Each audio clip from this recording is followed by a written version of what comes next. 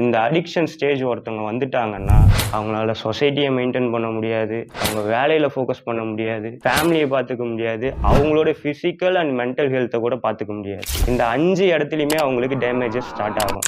சரியா வேலைக்கு போக மாட்டாங்க, வீட்டில் குடிக்கிறதுக்கு காசு கேட்பாங்க, சண்டை போடுவாங்க, தரலனா திருட ஆரம்பிப்பாங்க, வேலை பார்க்குற இடத்துல கடன் கேட்க ஆரம்பிப்பாங்க, தரலனா வேலைக்கு போக மாட்டாங்க, அடுத்து வேலையை மாற்றிக்கிட்டே இருப்பாங்க. ஒரு வேலையில் அவங்களால நிலையாக இருக்க முடியாது. நிறைய பிரச்சனை வரும். குடிச்சிட்டு ரோட்டில் விழுவாங்க, அடிப்படும். ஆனாலும் அவங்க திருப்பி போய் குடிப்பாங்க, டிப்ரெஷன் ஆவாங்க, ஸ்ட்ரெஸ் ஆவாங்க. இருந்தாலும் அவங்க குடியை நிறுத்த மாட்டாங்க, நிறுத்தணும்னு நினைப்பாங்க.